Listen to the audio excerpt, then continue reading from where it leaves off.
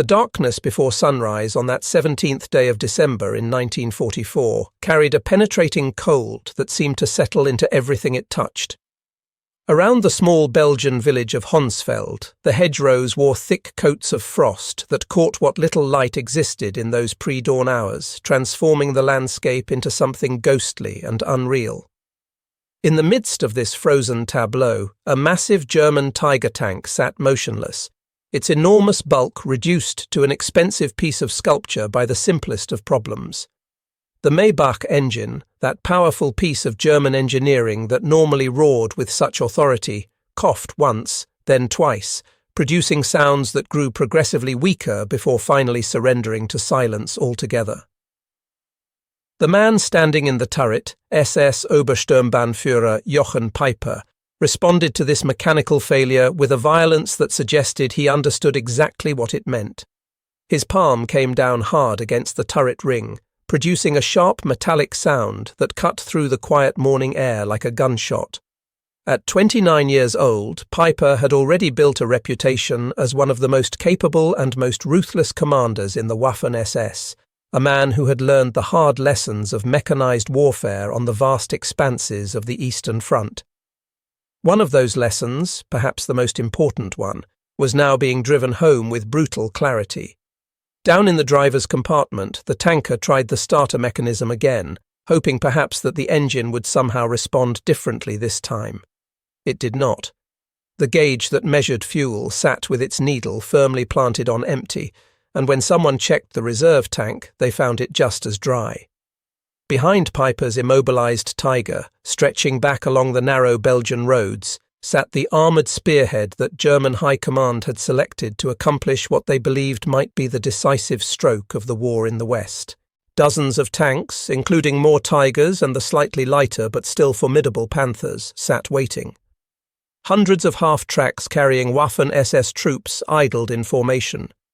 Thousands of soldiers, equipped and trained and ready for combat, found themselves suddenly transformed into spectators by something as prosaic as the absence of gasoline. All that steel, all that firepower, all that carefully accumulated expertise and fighting spirit, rendered completely useless by empty fuel tanks. They might as well have been statues planted in the cold Belgian earth for all the good they could do in their current condition. Then something changed. The fog that had been hanging over the area began to lift as the sun started its slow climb toward the horizon, and as visibility improved, Peiper's men began to see what the Americans had left behind when they evacuated their forward positions. The evidence suggested that the withdrawal had been hasty, perhaps even panicked. Coffee sat in metal cups, still giving off steam in the cold morning air. Fires continued to burn in the oil drums that the Americans had used to keep warm during their watch, and stacked everywhere, arranged in neat rows that stretched across the ground in quantities that seemed almost impossible to believe, were 5-gallon containers. They were painted in that distinctive olive-drab colour that marked American military equipment, each one carefully stenciled with identifying information. The irony would not have been lost on anyone who understood the history of these particular containers. The Allies called them jerry cans, a name that acknowledged they were based on a German design that the Americans had essentially copied because it was superior to their own fuel containers. One of Peiper's men approached the nearest stack and pried open a can. The smell that emerged was immediate and unmistakable. High-octane fuel, the sharp and slightly sweet odour cutting through the cold morning air and announcing its presence to everyone nearby. They began the process of feeding this captured American gasoline into German engines, while Peiper himself walked among the rows of containers, his mind working through calculations. He counted stacks and estimated volumes and arrived at figures that seemed almost too good to be true. Tens of thousands of gallons sitting there for the taking. Perhaps even more than that. Enough, his initial assessment suggested, to revive his entire column and push forward toward the ultimate objective that High Command had designated for this offensive. The Meuse River lay ahead, and crossing it would open the route to Antwerp, the massive Belgian port through which Allied supplies flowed like a river. The arithmetic of the situation initially felt like salvation to Peiper. The fuel allocation that German planners had provided for his formation had been barely adequate under the best circumstances. They had received enough gasoline to fight their way through perhaps 50 miles of contested territory, and that was assuming everything went according to plan, which it never did in actual combat. Yet Antwerp sat more than 60 miles beyond even the Meuse crossing, through terrain that included hills and forests and river valleys, all of which would be defended by American forces who were certain to resist with everything they had. The briefing that Peiper had received before the offensive began had addressed this apparent discrepancy between fuel supply and operational objectives with a simple directive. Capture enemy stocks, the planners had said, and you will make it. The entire operation depended on seizing American fuel dumps and using the enemy's own gasoline to continue the advance. But as the metallic clattering of fuel cans continued, and the gurgling sound of gasoline being funneled into tanks filled the air, another thought began to work its way into Peiper's consciousness. This was not some massive supply depot that the Americans had been forced to abandon after fierce fighting. This was just a forward refueling point, a relatively minor facility that served the tactical needs of frontline units. And yet the quantities involved were staggering by German standards. What kind of military force, Peiper found himself wondering, could afford to leave so much behind when they withdrew?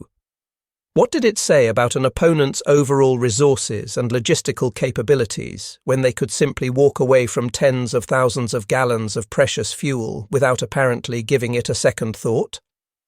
If the Americans had so much gasoline that they could casually abandon supplies that would keep a German armoured column moving for days, what did that imply about the fundamental balance of resources in this war? The answer to that question had actually been documented with precision roughly 6 months earlier, though Peiper would not have known the specific details. Albert Speer, the man responsible for German armaments production and economic planning, had carried a report to Hitler that laid out the fuel situation in terms that should have been impossible to misunderstand.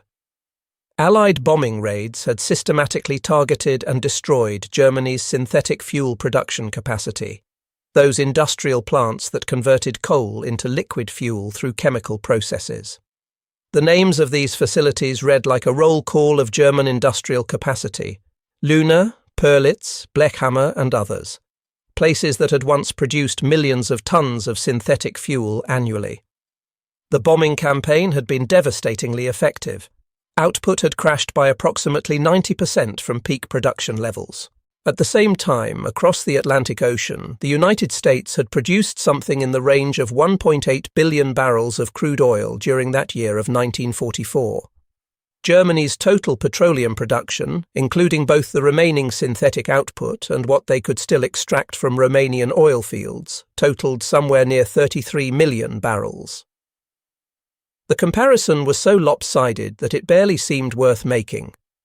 A mechanized military empire that depended absolutely on petroleum products but could not produce adequate supplies of petroleum was a fundamental contradiction, an impossibility that was nevertheless the reality Germany faced.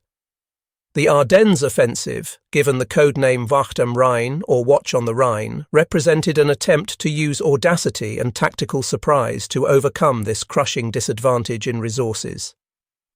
The planning had incorporated several assumptions that were meant to level the playing field.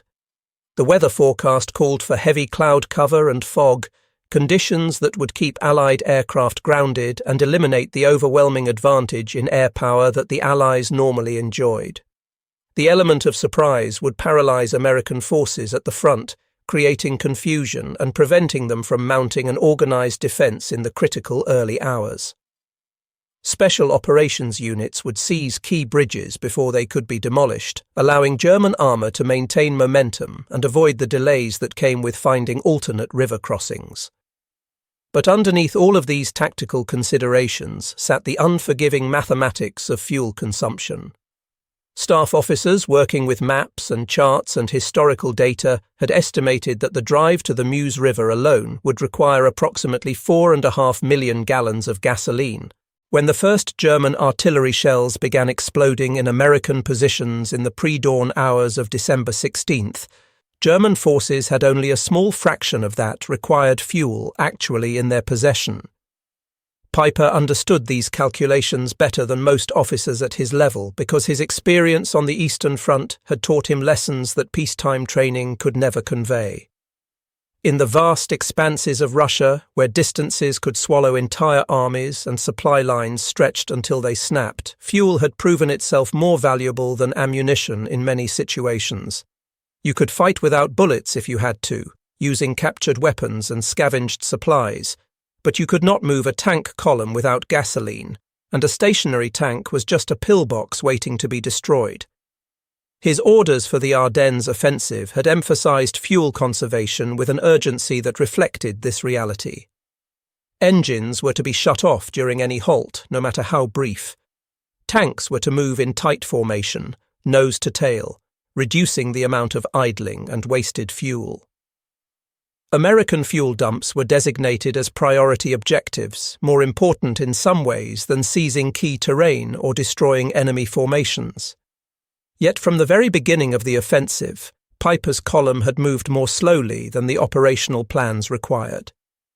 The roads that appeared on German maps as substantial highways proved to be something quite different in reality. Many of them were little more than farm lanes, narrow tracks that had never been designed to carry heavy armour. Traffic congestion became immediate and severe. At a tiny crossroads called Lanzerath, a single American reconnaissance platoon consisting of just 18 men had managed to delay Peiper's advance for hours through nothing more than stubborn resistance. Every minute of delay meant fuel burning for no purpose. Tigers consumed gasoline at alarming rates even when they were simply sitting still with their engines running. The need to keep engines idling so they would not freeze in the brutal cold meant that precious fuel drained away constantly, achieving nothing except preventing mechanical failure. Honsfeld had therefore felt like a reprieve, a stroke of good fortune that would allow the offensive to continue. But Peiper's growing understanding of what he was seeing prevented him from feeling any genuine relief. This was not a major depot, not one of the massive storage facilities that supplied entire army groups. It was just a forward refueling point for the American 99th Infantry Division, a place where frontline units could quickly top off their tanks before returning to combat. And still, Peiper's men had found gasoline containers stacked 3 meters high in pyramids that stretched across open ground. The fuel itself came in different grades, a mixture of ordinary motor fuel and aviation-grade gasoline that was sometimes too high in octane for the finicky German engines that had been designed to run on lower-quality fuel. Using aviation gasoline in ground vehicles could cause problems with engine timing and performance, but when the alternative was having no fuel at all, such concerns became luxuries that could not be afforded. In a small office building near the fuel dump, one of Peiper's sergeants discovered paperwork that traced the journey this gasoline had taken before arriving in Honsfeld. The manifests documented a supply chain that operated on a scale that would have seemed fantastical to German logistics officers. Oil extracted from fields in Texas had been refined at facilities on the east coast of the United States, then loaded onto tankers for the voyage across the Atlantic Ocean to ports in Britain. From there, it had crossed the English Channel to Normandy, where American forces had established a foothold the previous June. Then it had moved by truck convoy through France and into Belgium, covering hundreds of miles through territory that had been enemy-controlled just months earlier. The entire journey, from Texas oil field to Belgian village, had taken a matter of weeks. Nearby, newspapers that the Americans had left behind carried stories about engineering projects that seemed to belong more to peacetime than to an active war zone.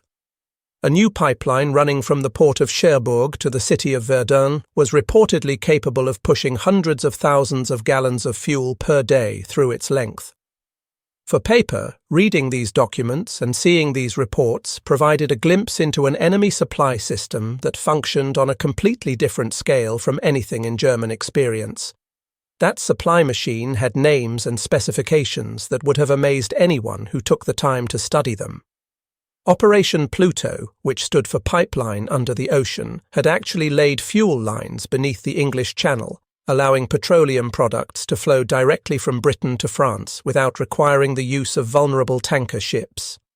Inland, American engineers had created an extensive network of pipelines designated as POL lines, with POL standing for petroleum oil lubricants. These pipelines soon delivered close to 1 million gallons of fuel daily in some sectors of the front, quantities that exceeded the total fuel allocation for entire German army groups. The Red Ball Express, a truck convoy operation that was largely staffed by African-American drivers who had been relegated to support roles by the segregated American military, had already hauled more than 400,000 tons of supplies across France in the months following the Normandy invasion. The fuel consumed by the Red Ball Express trucks themselves, just to keep the convoy system running, exceeded the total monthly fuel allocation that German Army Group B received. American divisions had been standardized in their organization and equipment, which meant that parts were interchangeable and vehicles were relatively efficient in their fuel consumption. A Sherman tank, the standard American medium tank, used less than 1 gallon of gasoline per mile traveled under normal conditions. A Tiger tank, with its much larger engine and heavier weight, could consume more than 2.5 gallons per mile under similar circumstances.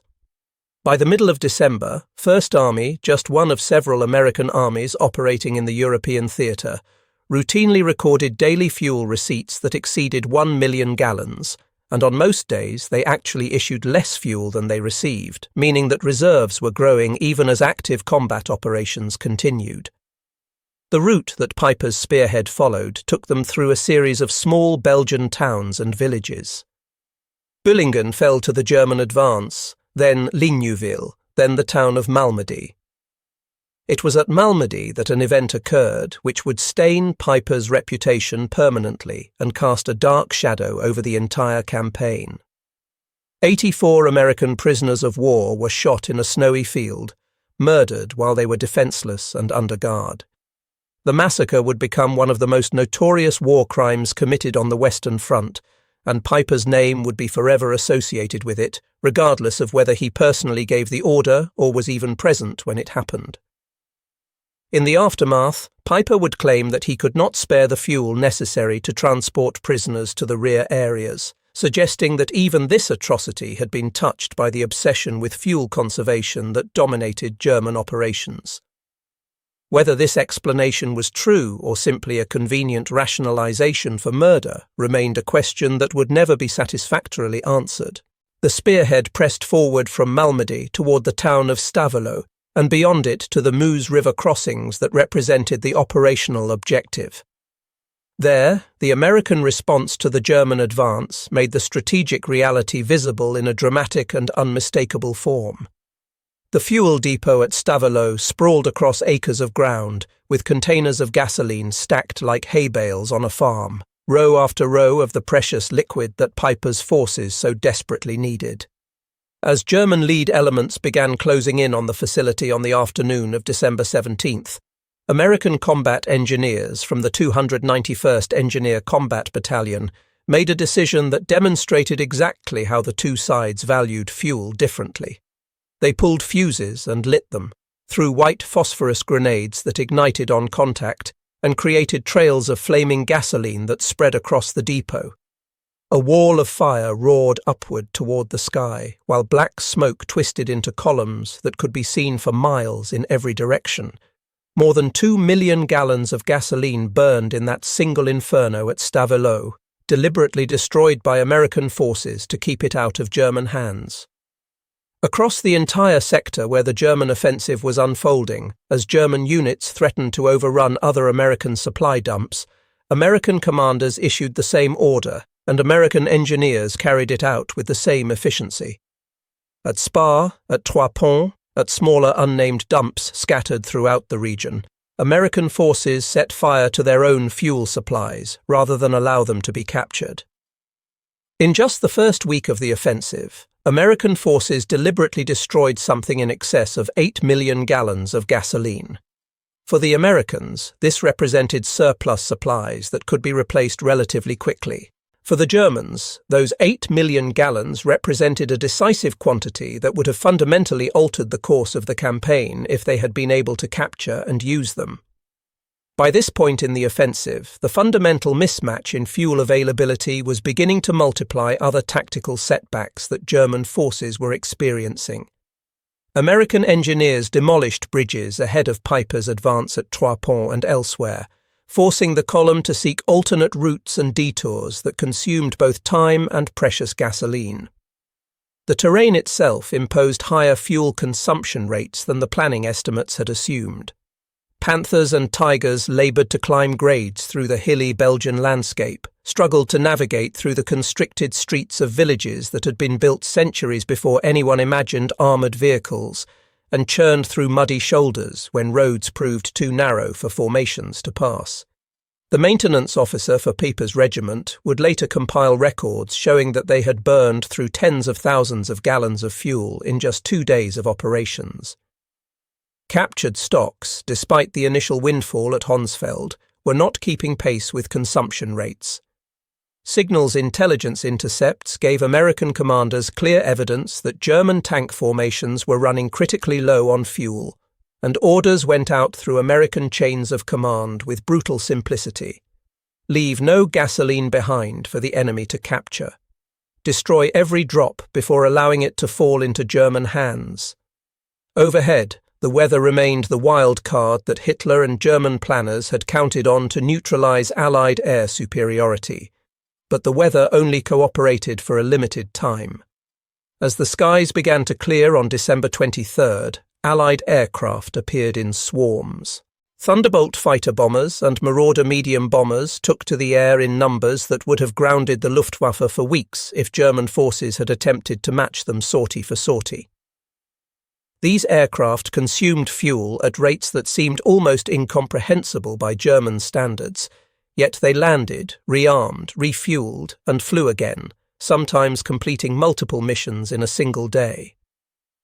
On that same day, December 23rd, C-47 transport aircraft flew supply missions to the encircled American forces at Bastogne, dropping everything from ammunition to medical supplies by parachute.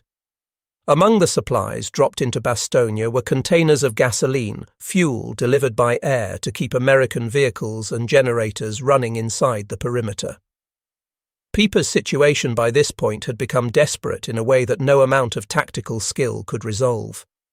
His column had perhaps 1,000 gallons of fuel remaining, maybe slightly more, but nowhere near enough to continue offensive operations or even to conduct an organized withdrawal with all of his vehicles.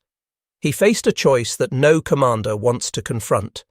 He could commit his remaining fuel to one final push forward, hoping that some opportunity would present itself, or he could conserve enough gasoline to allow his forces to withdraw before they were completely surrounded and destroyed.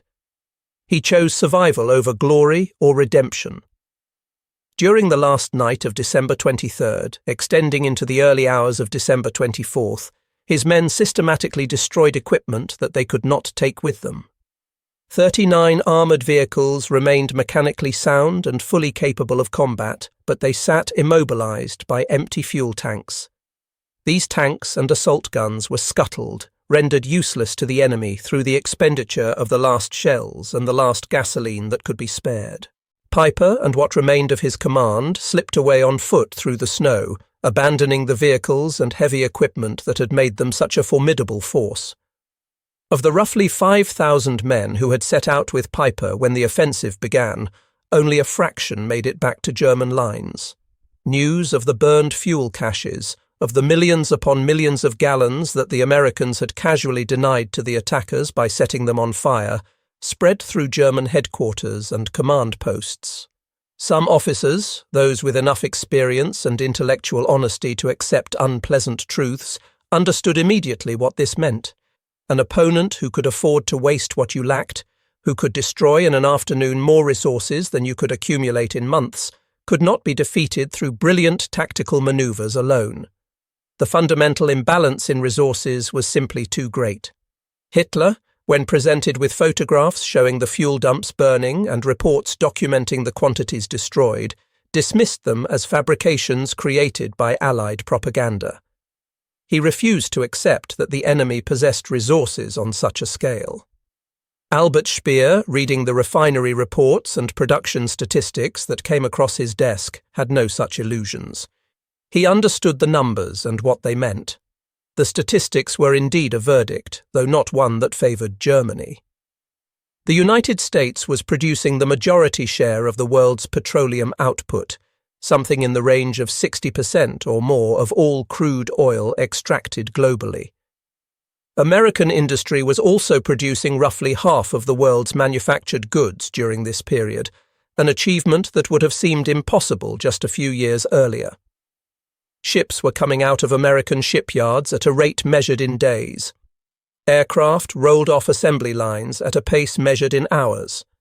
Tanks were being produced so rapidly that the interval between units could be measured in minutes. Industry had been transformed into momentum, converting raw materials and labour into military power at a scale that overwhelmed traditional calculations of military strength. In Europe during that winter of 1944 and 1945, pipelines and truck columns proved to be just as decisive as armoured battalions and infantry divisions.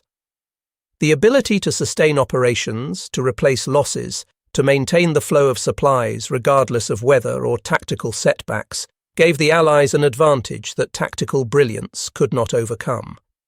The bulge that German forces had created in Allied lines would eventually recede as American and British forces counterattacked. The front lines would be restored to roughly where they had been before the offensive began. Bridges that had been destroyed would be rebuilt. Towns that had been damaged in the fighting would start the process of reconstruction. But for Johann Peiper, the moment of true clarity had come earlier, among those stacked fuel containers at Honsfeld in the cold dawn of December 17th. He had found what appeared at first to be a treasure, enough gasoline to continue his advance and perhaps achieve the breakthrough that German strategy required. But he had also found a mirror, and what that mirror showed him was the reality of the war he was fighting. He saw a modern industrialized conflict being decided not by courage or tactical skill or even strategic vision, but by fuel production capacity and logistical efficiency. He saw an enemy for whom millions of gallons of gasoline were just pieces on a board, supplies that could be moved or destroyed as tactical circumstances required, without any real concern for the loss because more fuel was already on its way. In that moment at Honsfeld, standing among the evidence of American abundance, Peiper had seen not opportunity but the end, the inevitable conclusion toward which the mathematics of the war had been pointing all along.